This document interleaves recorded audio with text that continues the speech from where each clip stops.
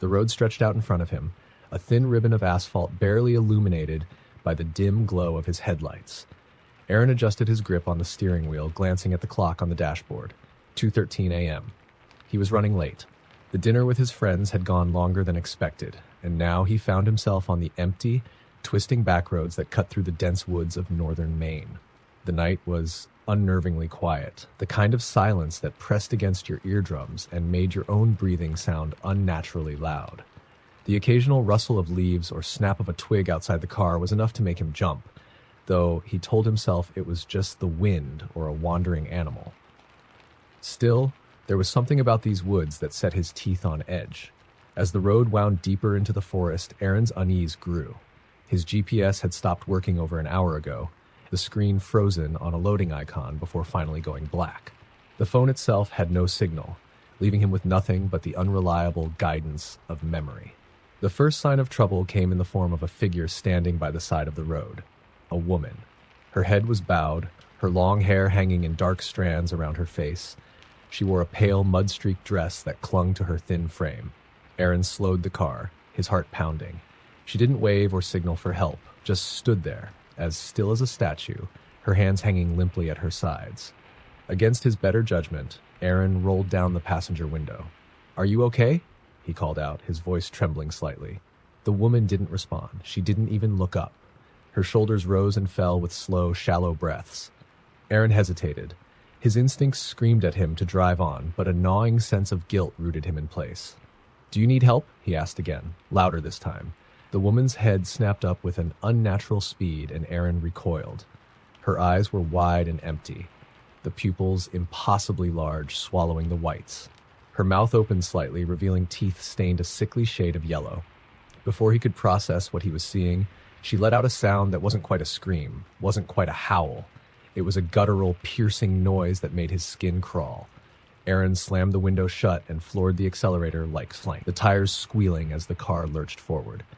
His heart pounded in his chest, each beat a thunderous echo in his ears.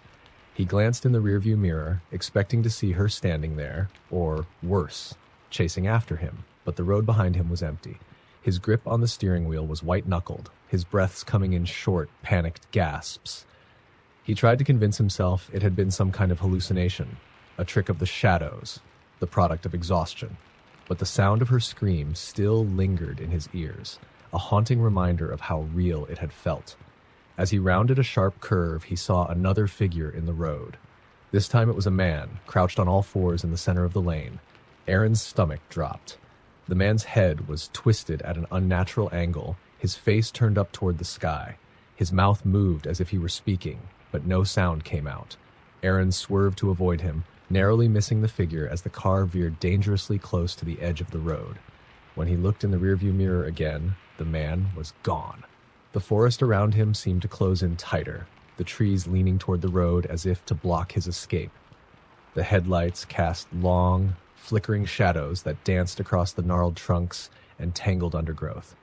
Every nerve in Aaron's body screamed at him to get out of these woods, to find the main road, to get somewhere, anywhere, safe. Suddenly, the car's engine sputtered. The dashboard lights flickered, then died. The car coasted to a stop, the once reliable hum of the engine replaced by an oppressive silence. Aaron sat frozen in the driver's seat, his hands gripping the wheel so tightly his fingers ached. "No, no, no," he muttered, turning the key in the ignition. The engine cranked weakly but refused to start. He tried again. Nothing. The faint sound of footsteps on gravel made his blood run cold. They were slow, deliberate, coming from behind the car. Aaron didn't dare look back. He fumbled with his phone, desperate to call for help, but the screen remained blank, unresponsive. The footsteps grew louder, closer. A cold, nauseating dread spread through him as he felt a presence outside the driver's side window. He turned his head ever so slightly, his breath hitching in his throat. The woman from before was there, her face inches from the glass. Her eyes were wide and unblinking, her mouth twisted into a grotesque grin. Aaron screamed and threw the car into neutral, pushing it forward with all his strength. The car rolled a few feet before coming to a halt, the incline of the road working against him. When he looked back, she was gone. But the silence of the forest felt heavier now, charged with an unseen menace. Aaron knew he couldn't stay in the car.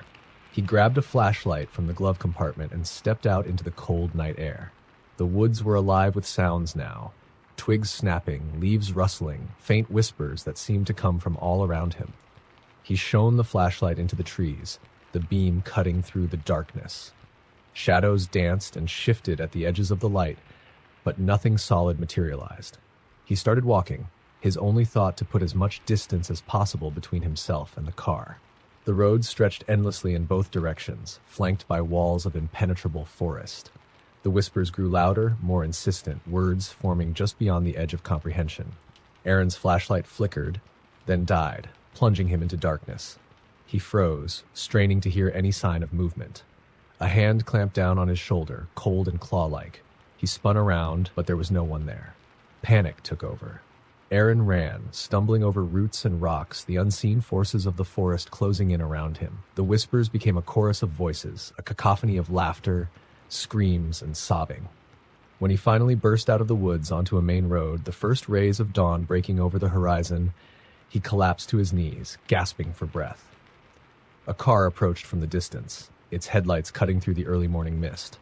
Aaron waved frantically, relief flooding through him as the car slowed to a stop. The driver, an older man with kind eyes, rolled down the window. "You okay, son? Need a ride?" Aaron nodded, climbing into the passenger seat without a second thought. As the car pulled away, he glanced in the side mirror.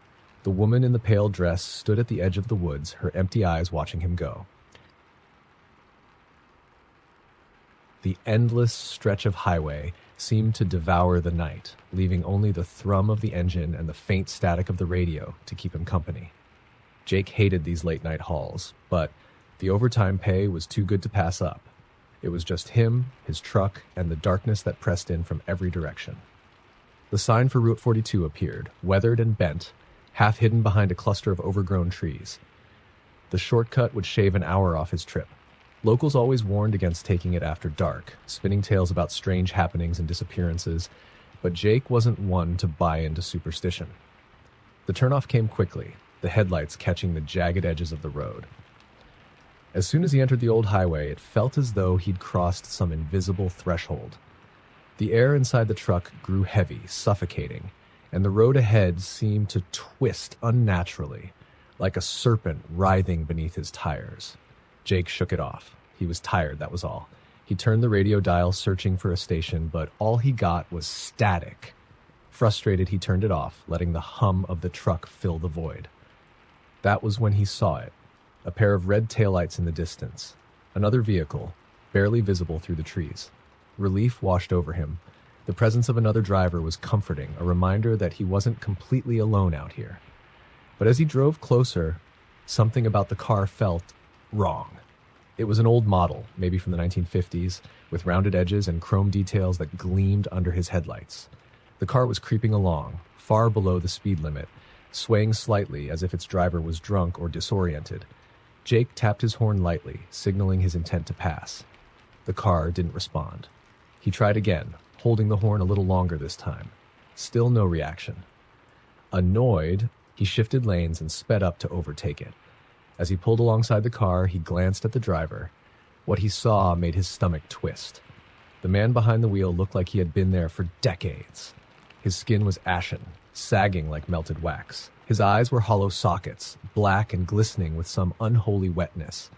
His mouth hung open in a perpetual scream, teeth jagged and yellowed as though he were frozen mid-howl. Jake's headlights caught a smear of dark liquid on the windshield, dripping from the ceiling of the car like fresh blood. Jake's truck swerved as he yanked the wheel in shock, nearly running off the road. His heart thundered in his chest, his pulse deafening in his ears. By the time he steadied the vehicle and glanced back in the rearview mirror, the car was gone. The road behind him was empty, stretching endlessly into the void. "Get a grip, man," Jake muttered to himself, thus trying to steady his breathing. He chalked it up to exhaustion, a trick of his tired mind.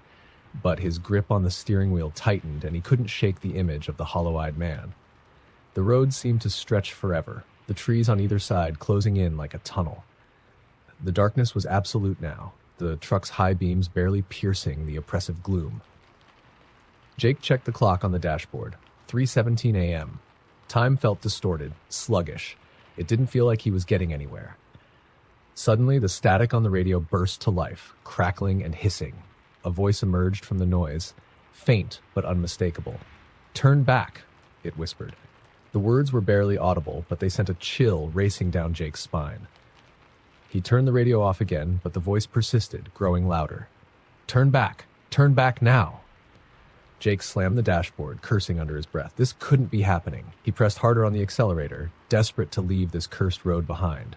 The headlights flickered, the engine stuttering as the truck lurched forward unevenly. Panic gripped him. The dashboard lights dimmed, then went out completely, plunging him into darkness. The truck coasted to a stop, the engine dead.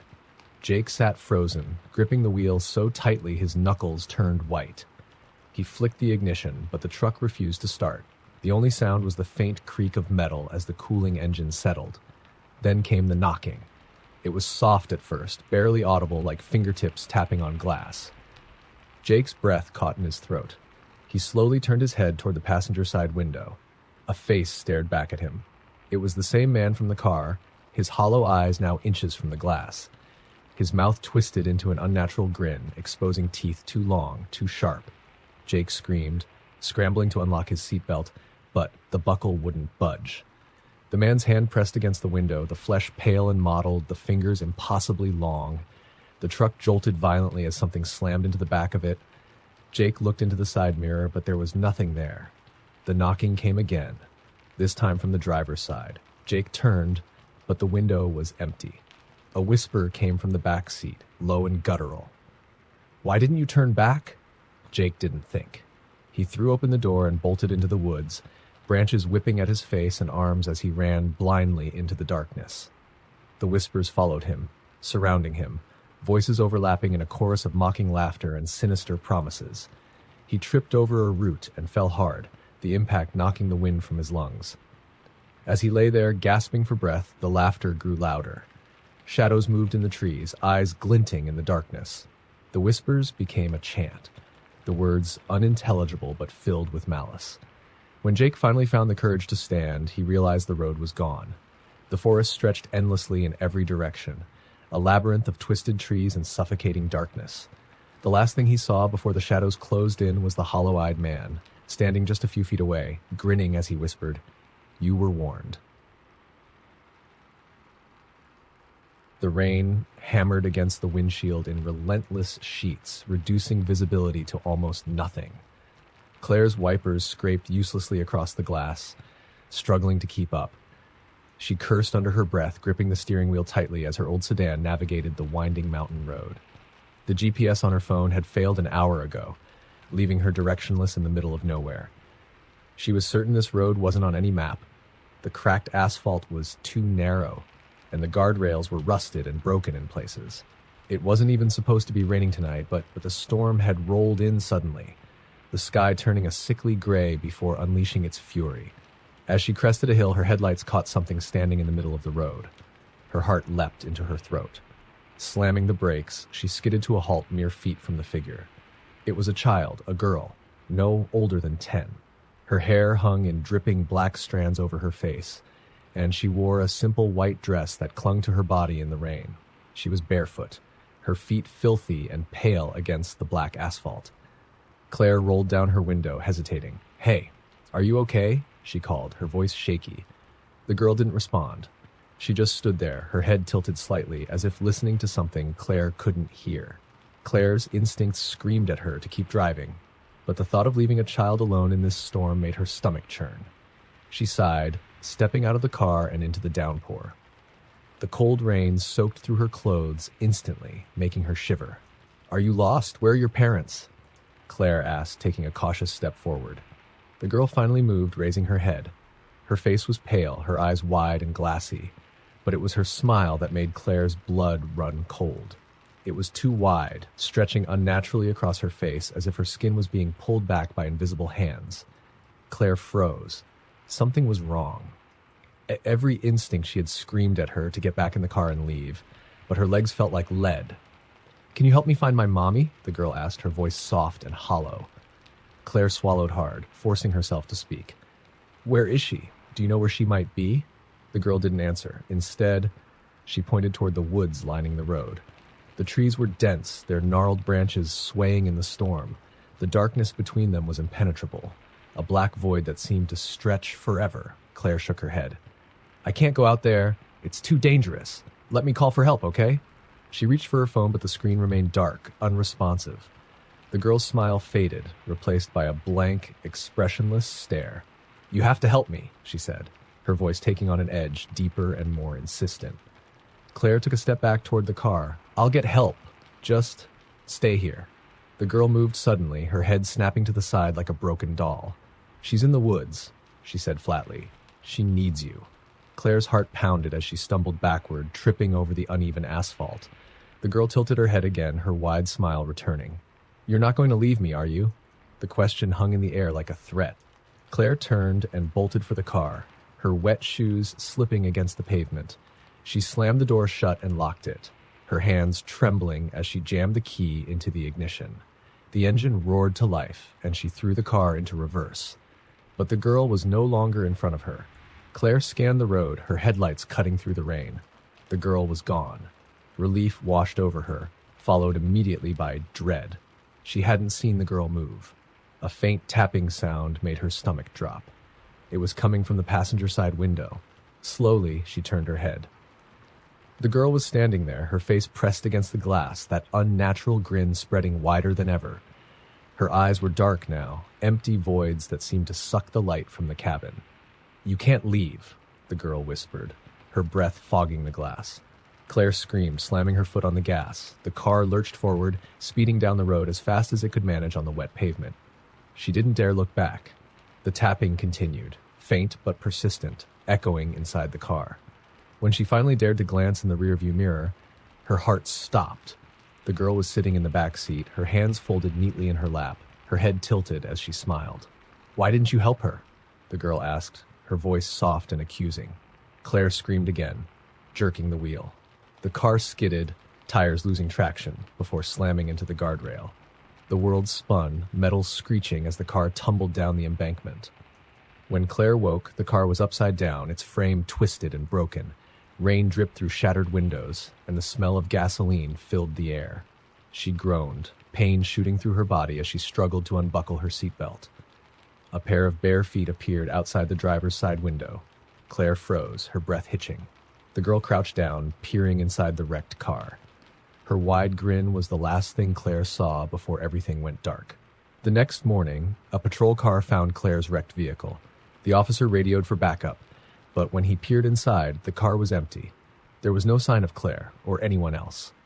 The only thing left behind was a single muddy footprint on the driver's seat.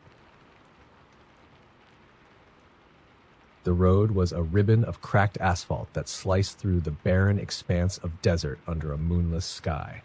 Maria adjusted the air conditioning in her car, hoping to push back the oppressive heat that clung to her even at night. She had been driving for hours, the highway desolate save for the occasional tumbleweed that skittered across her path. Her destination was still hours away, but the isolation was starting to get to her. The silence outside was profound, and even her favorite playlist, blaring from the car speakers, felt like little more than a whisper against the void. A glint of light in the distance caught her eye. It was faint at first, just a flicker, but it grew brighter as she approached. It was a gas station, its fluorescent lights humming in defiance of the darkness. Maria felt a wave of relief. She hadn't seen another soul for miles, and her gas gauge was hovering dangerously close to empty. The station was old, its sign faded and unreadable, the pumps rusty and worn. There was no other car in sight, and the desert wind howled softly around her as she stepped out, the sound unsettling in the vast emptiness. Inside, the convenience store was dimly lit and sparsely stocked. Rows of dusty shelves held an assortment of faded snack wrappers and off-brand sodas. Behind the counter stood an old man with thin gray hair and a face as craggy as the desert itself. His eyes didn't meet hers as she entered. "Just gas," Maria said, trying to sound casual. The man didn't respond, only nodding as he reached for the register. She felt his gaze on her as she returned to her car and started pumping the gas. The feeling of being watched made her skin crawl, but when she glanced back at the station, the man was gone, the counter empty. The pump clicked, signaling the tank was full. Maria replaced the nozzle and climbed back into the car, iglobies her nerves on edge. She told herself it was just the isolation, the emptiness of the desert playing tricks on her mind. As she pulled back onto the highway, she realized the radio had gone to static. Fiddling with the dial, she tried to find a station, but every channel was the same, a low, crackling hiss that set her teeth on edge. Then she saw the headlights. They appeared in her rearview mirror, distant but steady. Relief washed over her. Another car meant another person, a reminder that she wasn't completely alone out here. The vehicle behind her seemed to match her speed, the lights growing larger as it drew closer. Maria glanced in the mirror again. Something about the way the car moved seemed off. Its headlights flickered erratically, as if the driver were swerving. She slowed slightly, letting the car come closer, hoping to get a better look. But as it approached, her heart sank. The car wasn't swerving. It was gliding, its tires not touching the road. The headlights were too bright, the beams cutting through the darkness in a way that seemed unnatural. Maria gripped the wheel, her knuckles white. She pressed harder on the gas, her speed climbing as she tried to put distance between herself and the strange vehicle. But no matter how fast she went, the car stayed with her, its headlights burning into her rearview mirror. Then it was gone. The sudden absence of light was jarring. Maria checked the mirror, then glanced over her shoulder, but the highway behind her was empty. She let out a shaky breath, her pulse still racing. Her relief was short-lived. A loud thud shook the car, followed by a scraping sound that seemed to come from the roof. Maria's breath caught in her throat. She gripped the wheel tighter, her eyes darting to the mirrors. There was nothing behind her, nothing in front of her. The scraping grew louder, a harsh, metallic sound that vibrated through the car. Maria fought the urge to stop, to check what was causing it. Every instinct screamed at her to keep driving. Then she heard it, a low, guttural growl, followed by a heavy thump as something landed on the hood of the car. Maria screamed, the sound torn from her throat as she struggled to keep the car on the road. The thing on the hood was humanoid, but wrong. Its limbs were too long, its skin pale and stretched taut over jagged bones. Its face was a twisted mockery of human features, its mouth filled with teeth that gleamed in the darkness. The creature slammed its hand against the windshield, the glass cracking under the force. Maria swerved, trying to shake it loose, but it clung to the car with an impossible strength. Its eyes met hers, black and bottomless, filled with a malice that made her stomach churn. "Get off!" she screamed, her voice trembling as she slammed on the brakes. The car skidded to a stop, the tires screaming against the asphalt. The creature flew forward, landing in a heap on the road. Maria didn't wait to see if it would get up. She jammed her foot on the gas, the car lurching forward as she sped away. In the rearview mirror, she saw it rise, its twisted form silhouetted against the darkness. It didn't chase her. But as Maria drove, heart pounding, she realized the static on the radio had changed. Beneath the crackle, a voice whispered her name. Maria. She turned the dial frantically, trying to silence it, but the whispering only grew louder, overlapping voices calling her name in a chilling, sing-song tone. And then, just as suddenly as it began, it stopped. The road stretched empty before her, the desert silent once more. But Maria couldn't shake the feeling that she wasn't alone, that whatever had been on her car was now inside it. The clock on David's dashboard read 1:27. Aim. The green glow casting eerie shadows across his hands as they gripped the steering wheel. He had been driving for hours, the empty highway stretching endlessly ahead. His eyelids were heavy, the caffeine from his last gas station coffee doing little to keep him alert. The road was deserted, lined with dark woods on either side. The silence was oppressive, broken only by the hum of his engine and the occasional creak of the car's aging frame. Every so often, the wind rustled through the trees, but David could swear it sounded like whispers. "Just tired," he muttered to himself, turning the volume up on the radio. But all it produced was static, no matter how many stations he tried. Frustrated, he turned it off. The silence returned, thicker this time, as if the world were holding its breath. Then he saw it, a figure standing in the middle of the road, illuminated by his high beams. David slammed the brakes, the car skidding to a stop mere feet from the person. His heart pounded in his chest as he stared at the figure. It was a man, dressed in what looked like an old-fashioned suit, the kind you'd see in black and white photographs. The man's head was tilted downward, obscured by the brim of a wide hat. David waited, expecting the man to move, to wave, to do something. But the figure remained still, unnaturally so, like a mannequin posed in the center of the road. He honked the horn, the sound echoing into the night. No reaction. "Come on, buddy. Move," David shouted, his voice cracking slightly. But the man didn't budge. A chill crept up David's spine. He shifted the car into reverse, intending to back up and go around. But as soon as he glanced in the rearview mirror, his stomach dropped. The man was standing behind the car now. David's breath hitched. His hands trembled as he gripped the wheel, his mind racing to make sense of what he was seeing. He hadn't even heard footsteps. He whipped his head around, but the road behind him was empty. When he turned back to face the front, the man was there again, standing just inches from the hood of the car. David's instincts screamed at him to drive, to get away as fast as possible. He slammed his foot on the gas, the car lurching forward. But as he sped past where the man had stood, he felt a thud, as if he'd hit something, or someone. No way, he whispered, his knuckles white on the wheel. His eyes darted to the rearview mirror, expecting to see the man lying on the road. There was nothing. David's heart raced as he tried to convince himself it was just his mind playing tricks on him. He pressed on, desperate to leave the empty road behind. But as the car rounded a bend, the headlights illuminated something that made his blood run cold. The man was standing ahead again, the same pose, the same unnatural stillness. David swerved, veering onto the shoulder. The car skidded to a halt, his breathing ragged as he gripped the wheel. He didn't dare look back this time. Instead, he threw the car into gear and sped off, his pulse pounding in his ears. But no matter how fast he drove, the road never seemed to end. Worse, the figure appeared again and again, always ahead of him, always standing in that same eerie pose. The man's presence seemed to warp the air around him, a faint distortion that made the hairs on the back of David's neck stand on end. Panic clawed at his chest. He tried turning onto a side road, but his headlights revealed only dense trees, their branches stretching across the path like skeletal hands. He reversed back to the main highway, the sense of being trapped pressing down on him. The figure was waiting. This time, the man raised his head. David's breath caught. The man's face was featureless, no eyes, no nose, no mouth, just smooth, pale skin stretched across a skull-like shape. Yet somehow, David felt the weight of its gaze, a suffocating pressure that pinned him to his seat. The car died. The engine sputtered once, twice, then fell silent.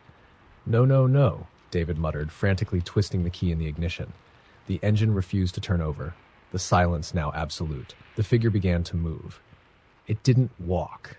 It glided, as if its feet never touched the ground, closing the distance between them with impossible speed. David scrambled to lock the doors, his fingers fumbling with the controls. He reached for his phone, but the screen was black, unresponsive. The windows fogged up, a chilling frost spreading across the glass despite the summer heat. The air inside the car grew colder, each breath David exhaled clouding in front of him. A hand slammed against the driver's side window, pale and skeletal. David screamed, recoiling as the figure leaned closer, its faceless head tilting as if studying him. Then it spoke. The voice wasn't a sound, but a feeling, an invasive whisper that echoed inside David's skull. "You can't leave." The car's interior lights flickered, plunging him into darkness. When they came back on, the figure was inside the car, seated in the passenger seat. Its head turned toward him slowly, deliberately. David's scream was swallowed by the night. The next morning, a highway patrol officer found David's car parked neatly on the shoulder. The engine was cold, the doors locked. There was no sign of David, though his wallet and keys were still inside. The only clue was a single word etched into the frost-covered windshield: "Stay." The forest road was silent, a twisting, narrow path cutting through miles of dense, towering trees. Melanie hadn't planned on taking this route, but her GPS had rerouted her after a major highway accident. The detour seemed harmless enough at first, but as the sun dipped below the horizon, the thick canopy above turned the road into a tunnel of shadow. Her car's headlights barely penetrated the darkness, illuminating only a few feet ahead. She turned the music up, hoping to drown out her unease, but it wasn't helping. Something about this road felt wrong. The first sign appeared out of nowhere, a wooden placard nailed to a tree on the side of the road. It was painted red, the letters crudely scrawled in black paint. "Don't look behind you." Melanie chuckled nervously. Probably some kid's idea of a prank. she muttered, though her grip on the wheel tightened. A few minutes later, another sign loomed, identical to the first, but with the message, "Keep your eyes on the road." Her heart started to race. She scanned the woods on either side, but the trees seemed to close in, their dark forms pressing against her field of vision. The thought of stopping didn't even cross her mind. She wanted nothing more than to get off this road. The third sign came almost immediately after the second. "It doesn't like to be seen." What doesn't like to be seen?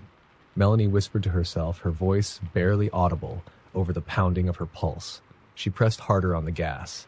The forest seemed to come alive as she sped down the road. The trees swayed, though there was no wind, and shadows danced just beyond the reach of her headlights. She caught fleeting glimpses of movement, branches snapping, a dark shape darting between trunks. Her phone buzzed on the passenger seat, the screen lighting up with a notification. For a brief moment, she felt a sliver of relief. She grabbed it without thinking, eager for a distraction. It was a text message from an unknown number. "You looked." Her blood ran cold. She hadn't looked behind her, had she? She tried to rationalize it. Maybe the text was a coincidence, some kind of scam message. She tossed the phone back onto the seat and fixed her eyes on the road. But now the shadows were closer. Her peripheral vision caught something moving alongside the car, keeping pace. It was impossible to make out, just a blur of motion that disappeared when she tried to focus on it. A new sign appeared, larger than the others, its paint dripping as if freshly applied. "Don't stop." Melanie's breathing grew shallow. Her foot pressed down on the accelerator, the engine whining as she pushed it beyond its limits. She didn't care. She just wanted to be anywhere but here. The shape in the woods grew clearer now, no longer darting but running alongside her. It was tall, too tall, its limbs long and thin, moving unnaturally. Its head twisted toward her car, but its face was obscured by shadow. Her phone buzzed again. This time she didn't dare look at it. Then a whispering sound filled the car, low and guttural. Melanie's heart raced as she realized it wasn't coming from the radio. It was coming from the back seat. "Don't look," the voice hissed. Tears streamed down her face as she gripped the wheel, fighting the overwhelming urge to check the rearview mirror. The whispering grew louder, overlapping voices now, all saying the same thing. "Don't look. Don't look." The next sign appeared so suddenly she almost missed it. "You already looked." A sob escaped her lips as she realized she had no idea how long she'd been driving. The road seemed endless, looping endlessly through the forest. Her headlights flickered, plunging her into momentary darkness before returning. When they came back on, the thing was in the middle of the road. Melanie screamed, swerving violently to avoid it. The car veered off the asphalt, crashing into a ditch. Her head hit the steering wheel, and for a moment, the world went black. When she came to, everything was silent. The car was still, its headlights illuminating the forest floor. The whispering had stopped. Melanie's entire body trembled as she reached for the door handle. She didn't want to get out. She didn't want to see what was out there. But staying in the car felt just as dangerous. As she stepped into the cool night air, the forest was deathly quiet. She looked around, her breath visible in the chill, but there was no sign of the thing she'd swerved to avoid. Her phone buzzed again in her pocket. Hands shaking, she pulled it out. The screen displayed a single message, "Behind you." She spun around, but there was nothing there. Just the dark forest, stretching endlessly in every direction. Relief flooded her, but it was short-lived. A hand, impossibly cold and long-fingered, clamped down on her shoulder. The last thing Melanie saw before the darkness claimed her was the creature's face. It had no eyes, just empty sockets that seemed to go on forever. Its mouth was too wide, filled with jagged teeth that gleamed as it smiled. When search parties found her car 2 days later, the driver's seat was empty. The only clue was a final sign nailed to a nearby tree. "It likes you." It was supposed to be a quick trip home. Aaron had driven this stretch of road dozens of times before, the winding highway bordered by rolling hills and quiet fields. Tonight, though, it felt different. The moon was hidden behind a thick blanket of clouds, and the air seemed heavier, almost oppressive. The road was eerily quiet, no other cars in sight. His headlights barely cut through the darkness, illuminating only a few feet ahead. Aaron glanced at the clock on the dashboard. So 11:40 p.m. If he kept up his speed, he'd be home in less than an hour. Then he saw it. At first, He thought it was a deer, a shape on the side of the road, just at the edge of his headlights. But as he drew closer, the figure took on a more human-like silhouette. It stood unnaturally still, facing the trees with its back to the road. Aaron slowed slightly, his curiosity getting the better of him. He craned his neck as he passed, but the figure didn't move. It wore a tattered gray coat, the fabric flapping faintly in the breeze. "Probably just a hitchhiker," Aaron muttered, trying to shake the unease that crept into his chest. But as he drove on, he saw another figure, identical to the first, standing a few hundred feet ahead, and then another. Each one was positioned in the exact same way, back to the road, facing the woods, motionless. Aaron's stomach tightened as he passed the third figure. This time he noticed something strange. Their heads were slightly tilted, almost as if they were listening for something. By the time he passed the fifth figure, his hands were clammy on the steering wheel. His breathing quickened as the figures continued to appear, always spaced just far enough apart to make him question whether they were real or some hallucination brought on by exhaustion. Aaron pressed the accelerator, the engine growling as he sped up. The sooner he got off this road, the better. But then, as he rounded a curve, his heart nearly stopped. There was one in the middle of the road. He slammed on the brakes, tires screeching against the asphalt. The car skidded to a stop, mere inches from the figure. Aaron's pulse thundered in his ears as he stared at it. Unlike the others, this one was facing him. Its face was obscured by shadow, but its posture was unnatural, its arms hanging limply at its sides. The longer he stared, the more he noticed the figure's strange proportions. Its arms were too long, its neck too thin. Aaron honked the horn, but the figure didn't flinch. He honked again, his fingers trembling on the steering wheel. "Move," he shouted, though his voice cracked. The figure tilted its head slowly, as if curious. Then, with a jerky, unnatural motion, it pointed to the passenger side of the car. Aaron froze. The gesture felt wrong, almost mocking. His mind raced. He wasn't about to get out and confront this thing. Not in the middle of nowhere. Instead, he shifted into reverse, intending to back away and find another route. But as he looked into his rearview mirror, his blood turned to ice. The road behind him was lined with figures. Dozens of them, all facing his car, their heads tilted in unison. Aaron's breath came in ragged gasps as he threw the car into drive, swerving around the figure in the road. He didn't care if he hit it, he just needed to get away.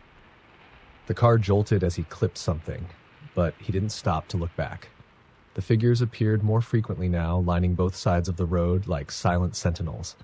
Their heads followed him as he passed, twisting impossibly to track his movement. The air in the car grew colder, frost creeping across the inside of the windows. His headlights flickered once, then twice, before plunging him into darkness. "No, no, no!" Aaron shouted, smacking the dashboard as the car slowed to a crawl. He turned the key in the ignition frantically, but the engine wouldn't start. Silence. He fumbled for his phone, the screen trembling in his hands as he unlocked it. No signal. The flashlight barely worked, casting a weak beam that seemed swallowed by the darkness. A tap on the driver's side window. Aaron screamed, dropping the phone. He turned, his breath catching in his throat. One of the figures was pressed against the glass, its face pale and featureless, its head tilted at an unnatural angle. It tapped again, slower this time, the sound hollow and deliberate. He reached for the door lock, his fingers fumbling in panic, but it was too late. The passenger door creaked open. Aaron turned, and his flashlight beam fell on another figure now seated beside him. Its face was inches from his, blank and smooth, yet he felt its gaze burning into him. A cold, raspy whisper filled the car, though its mouth didn't move. "Drive!" The engine roared to life without him touching the key. The car began to move, the steering wheel twisting on its own. Aaron's hands hovered uselessly as the vehicle picked up speed, hurtling down the endless road. The figures outside blurred into streaks of gray as the car accelerated. The whispering grew louder, overlapping voices that filled the car until they became a deafening roar. Aaron's scream was the last sound he heard before the car plunged into the darkness. When police found the vehicle the next morning, it was parked neatly on the roadside. The engine was cold and there was no sign of Aaron. The only thing left was his phone, lying on the passenger seat, its screen cracked but still glowing faintly. The last text he received was still open. "You can't leave." The rain was relentless, pounding against Laura's windshield as she navigated the winding mountain road. She hated driving at night, especially in storms, but she had no choice. Work had kept her late, and this was the fastest route home. The GPS on her phone was her only guide, the bright blue line cutting through the pitch-black wilderness. The storm was getting worse. Lightning flashed, illuminating the jagged cliffs to her left and the dense forest to her right. The narrow road twisted and turned unpredictably, and Laura gripped the steering wheel tighter, her knuckles white. Her headlights barely pierced the sheets of rain, and visibility was nearly zero. Then her phone buzzed. Startled, she glanced at it. A new message had appeared, but she didn't recognize the number. She hesitated before reading it. "Don't stop." Her stomach sank. She slowed the car slightly, her heart thudding in her chest. It had to be a prank. Some scam, or maybe even a wrong number. She laughed nervously to herself, though it sounded hollow in the confines of the car. A second buzz. Another message. "It's following you." Laura's pulse quickened. She checked her mirrors, but the rain and darkness made it impossible to see anything. The road behind her was empty, at least as far as her taillights reached. "This is ridiculous," she muttered, trying to shake off the creeping unease. She tossed the phone onto the passenger seat and focused on the road. But as she rounded a sharp curve, the car's tires skidded slightly on the wet pavement, and her heart leapt into her throat. When she regained control, her headlights revealed something in the distance. A figure stood in the middle of the road. Laura slammed on the brakes, the car sliding to a stop just feet from the person. Her heart pounded as she stared. It was a man, soaked from head to toe, his clothes clinging to his emaciated frame. He didn't move, didn't flinch, just stood there, his face obscured by the rain. She rolled down the window slightly, her voice trembling as she called out, "Are you okay? Do you need help?" The man didn't respond. He didn't even acknowledge her. The phone buzzed again. Laura hesitated before picking it up. The new message read, "Don't let him in." Her blood turned to ice. Slowly, she looked back at the man. He was closer now, though she hadn't seen him move. His face was still hidden, but she could feel his eyes on her. Watching. The car's engine sputtered and died. "No, no, no," Laura whispered, frantically turning the key. The engine whined but refused to start. She locked the doors, her breathing shallow as the man approached. The rain drummed against the roof, masking the sound of his footsteps, but she knew he was getting closer. Her phone buzzed again. She didn't want to look, but she couldn't help herself. "He's not a man." Laura's hands trembled as she glanced back up. The figure was now standing at her window. His face was pale and drawn, his eyes black pits that seemed to suck in the light. He raised a hand and knocked gently on the glass. "Let me in," he said, his voice low and raspy, yet somehow clear over the storm. Laura shook her head, tears streaming down her face. "Go away," she screamed. The man tilted his head, a grotesque smile spreading across his face. His teeth were sharp, too sharp, glinting unnaturally in the dim light. The phone buzzed once more. "Don't look away." Laura's heart raced as she realized she'd been staring at him the whole time. Her eyes burned, but she didn't dare blink. The man's smile widened as if he knew her struggle. "Let me in," he repeated, his voice more insistent. His hand pressed against the window, leaving a smear of something dark and oily. The phone buzzed again, and without thinking, she glanced down at it. When she looked back up, he was gone. The car's engine roared to life on its own. The headlights flickered, casting strange shadows on the wet road ahead. Laura didn't question it. She slammed her foot on the gas, the tires spinning before they found traction. She drove faster than she ever had, the road blurring as she tore through the storm. But no matter how far she went, she couldn't shake the feeling that she wasn't alone. The phone buzzed one final time. Her hands shook as she picked it up. "You looked away. It's in the car." The temperature dropped suddenly, her breath visible in the frigid air. Slowly, she glanced at the rear-view mirror. In the back seat, those black, empty eyes stared back at her. The car veered off the road, tumbling down the embankment into the forest below. When rescuers found the wreck the next morning, it was empty. The doors were locked, the keys still in the ignition, and on the cracked screen of her phone was one last message. "See you soon." The road stretched out endlessly before him, a straight, narrow line cutting through miles of barren desert. Tom had taken this route to avoid traffic, but now he wasn't so sure it had been a good idea. It was well past midnight, and the vast expanse of darkness outside his car felt suffocating. The stars were dim, the moon veiled by thick clouds, and the only sound was the low hum of his engine. He hadn't seen another car in over an hour. Tom turned up the radio to break the silence, but the signal crackled and faded into static. He sighed, drumming his fingers on the steering wheel, trying to shake the creeping unease that had settled over him. Something about this road felt off, too quiet, too empty. Then, in the distance, he saw it, a figure standing on the side of the road.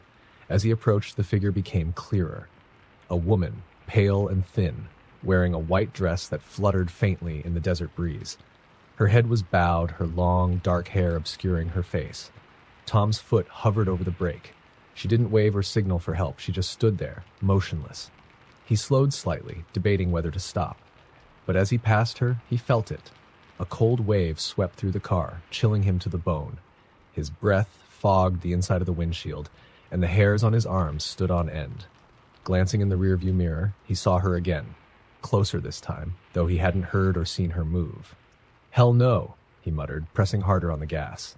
The car sped forward, the engine whining as he pushed it faster and faster. But the unease wouldn't leave him. He couldn't shake the feeling that he was being watched. His eyes darted between the road and the mirror, half expecting to see her again. And then, she was in the middle of the road. Tom screamed, yanking the wheel to the side. The car swerved violently, skidding onto the gravel shoulder. He slammed on the brakes, the vehicle lurching to a stop. His heart pounded as he gripped the wheel, his knuckles white. When he looked up, the road was empty. She was gone. He exhaled shakily, wiping the sweat from his brow. "Get it together, man," he whispered to himself, trying to calm the pounding in his chest. Just a trick of the light, or maybe his imagination running wild. But when he looked in the rearview mirror, she was sitting in the back seat. Her face was pale and gaunt, her eyes hollow and dark. Her mouth stretched into an unnatural grin, revealing teeth too sharp, too jagged. She leaned forward, her breath cold against his neck. "You shouldn't have stopped," Tom screamed, throwing the door open and stumbling out of the car. He ran blindly into the desert, the sand shifting beneath his feet. Behind him, he heard the car door slam shut, followed by the low rumble of the engine starting. The headlights flicked on, bathing the desert in an eerie glow. Tom turned, his breath hitching in his throat, as he saw her behind the wheel, her skeletal hands gripping the steering wheel. The car rolled forward, slow and deliberate, the beams of light tracking him like a predator stalking its prey. He ran, his legs burning, his lungs aching, but no matter how fast he went, the car stayed behind him. The engine growled louder, the headlights growing brighter, until they were all he could see. Tom tripped, falling hard onto the rocky ground. He scrambled to his feet, but the car was already upon him. The lights blazed, blinding him. And the last thing he heard was the screech of tires. When the sun rose the next morning, the road was empty. No car, no sign of Tom, just the faint smell of burning rubber lingering in the cool desert air. Travelers on that stretch of highway tell stories now. They talk about a lone car that appears in the dead of night, its headlights piercing the darkness, always following too close. And sometimes, if you glance in your rearview mirror, you'll see her sitting in the back seat, smiling. Just don't stop.